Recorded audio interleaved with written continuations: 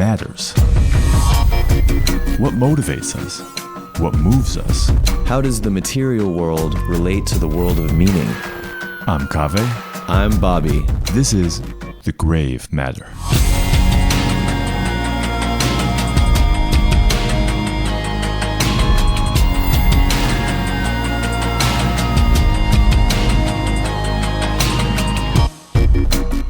Why are we doing this podcast, Kaveh?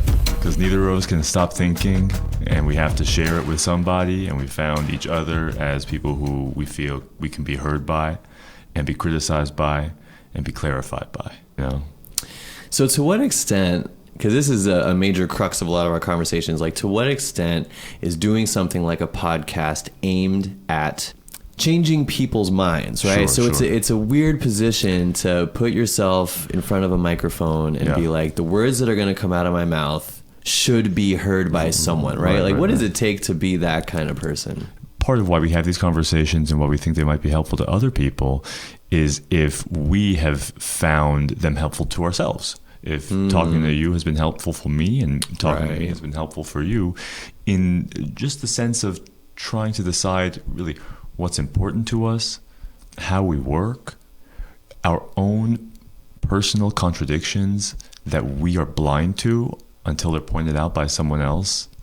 Your expectations for yourself are higher than your expectations for another person, which can actually be, we could talk about it, which I think can be helpful to unravel such that your expectations of other people are as high as your expectations of yourself. There are inevitable differences in other people's willingness to have high expectations placed on them by you, and that might be a way that you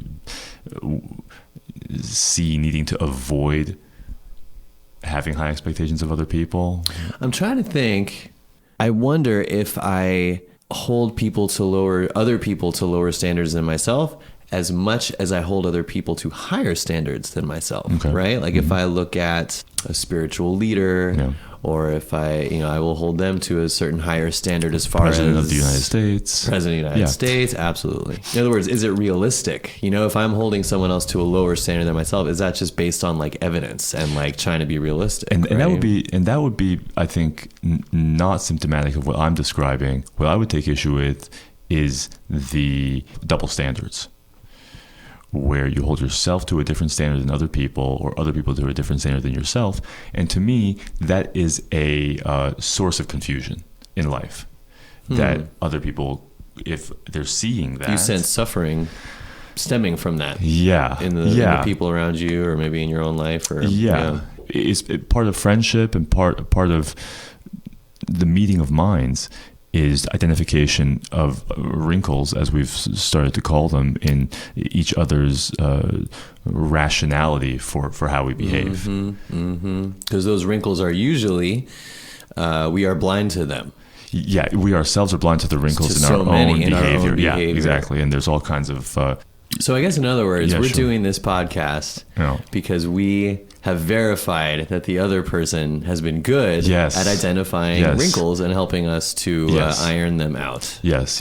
If you get really good at thinking, you may be able to do this on your own without another person. Right. But another person is a very useful thing to have. And sound waves are much clearer than brain waves. I agree. Yeah. Absolutely. There can be 8 conversations going on in your head at the same time. I think that's right. Yeah. So slowing it down, writing it down, talking it out.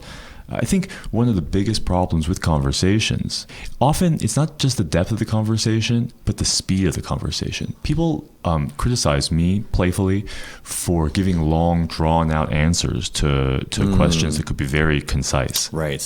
What do you think about abortion? It's like, well, that's a long conversation. They want to be able to pin you down on an opinion, on a identity. And I'd like to emphasize that has been true forever, not because of Twitter and not because of Instagram and not because of this, I think that's a major, this is kind of digressing, definitely false perception that we're in this new era of Buddha Yeah. was talking about this thousands of years ago, the discursive mind and its generation of suffering through Impatience. impatience and constant focus on what's wrong. But at the same time, that's another point we like to remind ourselves of, that's also what vision is. Dissatisfaction with how things are is actually the motor for innovation and for improvement. Right. And so how to harness the mind rather than to either erase it or be enslaved by it, how to harness it is, I think, one of the major projects of my life. And harness these wrinkles. Yeah. Is that kind of saying the same thing? I think so. Yeah. I think Harness so. the wrinkles of the mind and of my life. Yeah. Take them. Use them. Yeah, exactly. Address. They're not problems. They're not things that you can ever be rid of, right? You'll never be rid of problems. So to expect to find peace in the resolution of every last problem is a futile project. And that's the growing up project in the Ken Wilberian sort of terminology. Growing up never ends. So don't expect to find a terminus to the problems, but you can expect to find peace by disassociating or disidentifying personally with the growing up project. AKA transforming those problems. Into what? Transforming the worldly problems that happen to me into just me. Becoming my life, becoming those problems, embodying the problem and that moment itself. I think that's right. And I think that would be called waking up. The difference between waking up, which we could think of as enlightenment. Yeah. Some people may use the gross word transcendence. Yeah. Growing up Yeah. would be how that manifests as maturity in the world. Yeah. Right. Growing up is an evolution, whereas waking up is like almost like a perspectival shift. What if we summarize it by saying waking up is the dissolution of the self? Yeah. And growing up is the refinement of the self. I think that's exactly right. That's pretty clear, right? I think that's exactly right. Right. All the what we're talking about is in many ways something you can't. There are no words for. Right. The non-duality has no words to. Can't even touch right? the grave matter. Yeah, exactly. And so all we can do is sort of make metaphors about it, try to explain what we're talking about. But that is actually the reality of every communication we ever have, because I'm always trying to get my subjective experience across to you through conceptualization, through words, which is always going to only be imposter of what I'm actually going through. Absolutely. And not to mention finding the limitations of the metaphor help illuminate the truth of what it is you're trying to compare that's to. Very good. Right? And I think but I think one thing, I haven't read a lot of New Age stuff in a long time. I think one thing that people don't do, or that turned me off to New Age, was that what they would do is they would make a metaphor but not talk about its limitations. They would be very comfortable just saying consciousness is something like that. And I wouldn't know what they were talking about, really. Would you say it's an accurate portrayal of our ongoing, decades-long investigation that you have seemed to be more concerned with how to speak and share information, and I have been more concerned with listening and absorbing? For the sake of argument, I'll say yes. And I think that the conversation about those things are obviously intertwined. The reading of the book and the writing of the book couldn't happen each without the other. And I think that being proficient or excellent or a master at either one also would involve being proficient at the other. And I think at the end of the day, what we're interested in is how we affect each other, how people affect each other, how one mind affects another mind. And since you have a mind, you can't escape that responsibility. You can't escape the responsibility. Yeah. That's interesting, because that was, for a long time, I'd say last few years, I've been in a real listening kick. Sure, yeah. But then you've been very helpful. Our talks have been really helpful in understanding that responsibility, right? Like sitting on the sidelines just to listen, you might be shirking a duty. Well, and that really gets exactly to the heart of what I brought up at the beginning with respect to the double standard of holding yourself to a different standard than other people, where you consider yourself the listener and other people the talkers. And why that would be, why the asymmetry would exist, is still not justified to me. There's no reason to think that others' words are more important than yours, or that others' listening is less important than yours. You see, because everyone is a bad listener, given that the mind has inevitable responses to every thought that it hears. And really the only way to protect against that is to slow the conversation down and to have reflective listening, where you actually do, and as Harris and these other guys in the IDW have, steel manning, where the person has an argument that you don't agree with. Your responsibility is to make the best version of that argument first and let them say, yes, wow, you heard what I'm saying so perfectly. That, or have them say no, exactly, and then you know that you're... Until they say, you've said what I've said so perfectly, you can't really start your rebuttal against it. So if you hear me say something wrong, right, because you're a listener, and you're listening, and you hear me say something wrong, yeah, I do feel like it's something like a duty of yours to point it out to me. And that's kind of a common thing that y'all are going to hear from me and Kaveh is our dedication to open-endedness. Yeah. And the unending changing of minds. Yeah, I think that's right. And I think that's why I was so addicted to listening for so long. Because I was just constantly having my mind changed. Your mind changed. Beautiful. I think that's right. And it's like, as long as I can just keep that going, it just feels so good to change your mind. And I hate to keep harping on this, but why don't you feel the need to change others' minds? Right? Why is, and you know what I say to that, what's right? that? My deal is that the best way that I have found to change people's minds is to just lead by example, not to point at it with my verbiage. But let me, your mind has also been changed just by their words. Sure. And so you could change others' minds just by your words in the same way that they have changed yours. Absolutely. And I think that a lot of my practice and my kind of journey through this has been developing a sensitivity to other people's listening skills, because most people don't want to change their minds. And most people don't want to listen deeply. A lot do. I mean, a ton of people of all races and ages and creeds and genders and everything. But and so to some degree, when you've encountered people who you either assume or know to be bad listeners, you have opted not to insist on changing their minds. You being dispirited by the poor listening of others, and therefore not dispirited. I mean, I feel very positive about leading by example as opposed to talking, right? I'm not disillusioned with people's listening ability, so I'll go over here and do my thing, and hopefully they'll catch on. I'll say discouraged from using language to... Right, and leading by example can be words too, right? Right. Yeah, absolutely. Absolutely. And I just want, before I forget, I want to make one more argument in favor of leading by example versus talking. Yeah. At least in my experience, when I learn something from someone who's leading by example, it's much stickier than words. I get it. I totally get that. And the only reason I'll push back even a little bit on that is that the problem of hypocrisy, the problem of hearing someone have good advice, seeing them practice it, and then seeing them fail to practice it, does not eliminate the validity of the advice. Yeah.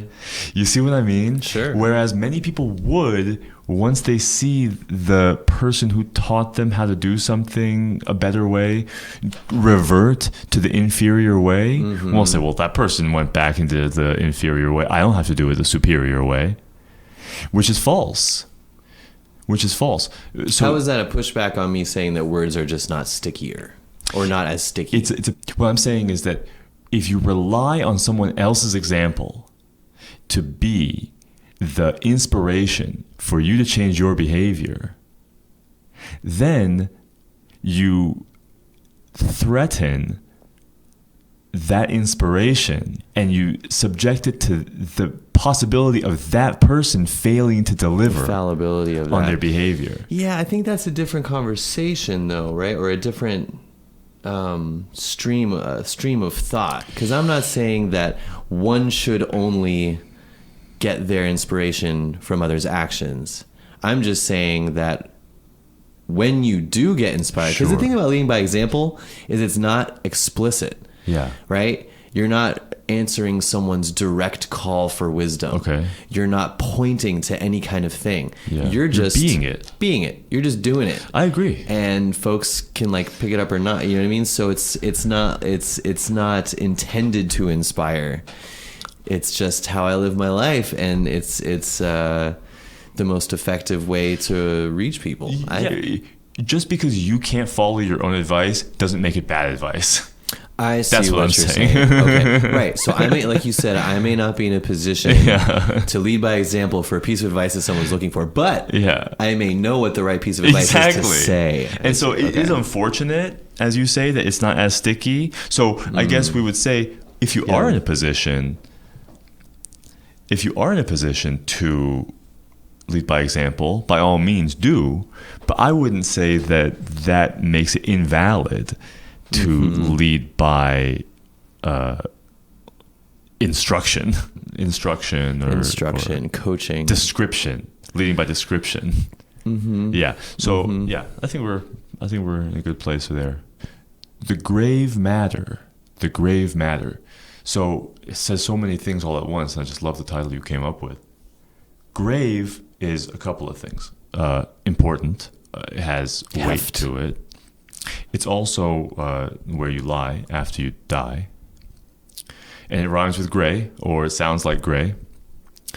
So that the grave matter is something important. But the gray matter is the thing in the universe that generates meaning. It is our... part of your brain, right? Brain. It's the cortex that generates meaning. So when you look around your world, your eyes focus on some things and not on other things. They focus on the meaningful things. And so the meaningful things to you are different from the meaningful things to me. But over time, we may start to find more and more of the same things meaningful. So this is not a new thing, right? Like meaning coming from the mind is common in both Eastern and Western canons of literature and philosophy and religion and all that. The potential crime of neuroscience and science in general is to strip the world of meaning by reducing all subjective experience, aka all meaning, to simply fireworks in the brain. And for me, Ken Wilber has done the best job of delineating the interior and exterior worlds as being just as real as each other and just being very different in their characteristics. That the subjective world is not any less valuable than the objective world, although science, because it is simply not equipped to deal with the subjective, the internal. And it is so powerfully equipped to transform the material world that it has gotten such high praise in the past 500 years, and it has become like we have become victims of its own incompletion, of its own incompleteness. But you just keep following science or materialism down the path because it gets us to New York in 5 hours. Oh, yeah. And it cures tells polio. us what food to eat to keep our six-pack. That's right. No, it's very useful. And cure polio, that too. That one too, you know. It's very useful, but the whole point is that it's only useful because it helps us get more of the interior experiences that we value. So By creating time, you're saying? By creating free time world, for people? Well, everything that we want. We want less disease. We want more travel. We see. value those things. So no matter how much you point to science as being the powerful force of molding the world and ourselves and our lives in the way we want it to be, the fact that we want anything at all is actually the most important thing in the world. That's the grave matter. Mm-hmm. You were saying to me recently about like promoting, how much we promote, condone, and almost rely on lying. Yeah, sure.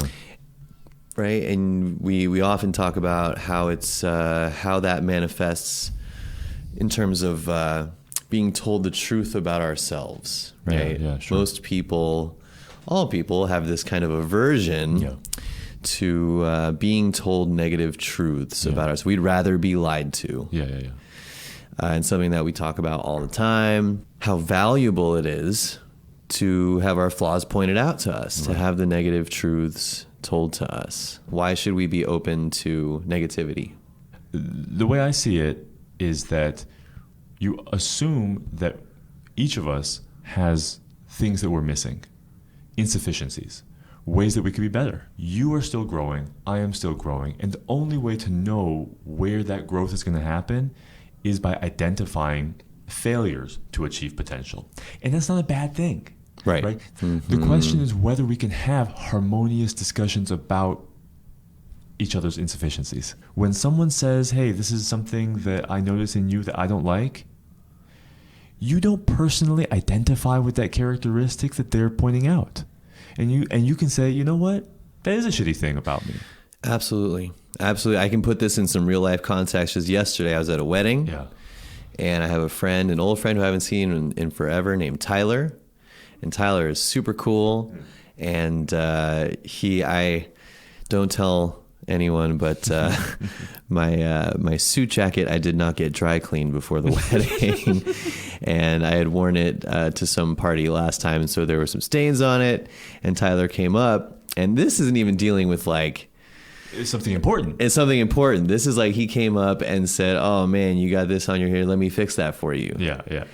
And everything in me was screaming like, what a dick. I can't believe he would, you know what I mean? How dare you point this out? And that happens subconsciously, immediately. And, you know, I really was very aware of being like, wow, like I am so angry right now, but he's being so helpful, you know, and having that transformation in that moment was just so beautiful. That's alchemy, bro. That really is the alchemy that they talk. When you read about alchemy, like what it is, what they were trying to do, this lead into gold thing. And Judaism has a huge history of turning disagreement into something that's actually making you stronger as a community. That's the principle of the Abrahamic commitment to unity before all else. Then, if you have that as the ground of your relationship, then actually the discovery was that disagreement makes us stronger. So how do we foster that? Like that is the step that we need to take. And everyone knows it everywhere I go. Sure. Republicans, Democrats, liberals, conservatives, they all say we need to start having conversations without... There's a group doing this. It's called Better Angels. Right. Have you heard of this group? I have. You and I have talked about them. David Blankenhorn is, I think, the president. And Jonathan Haidt from the Heterodox Academy.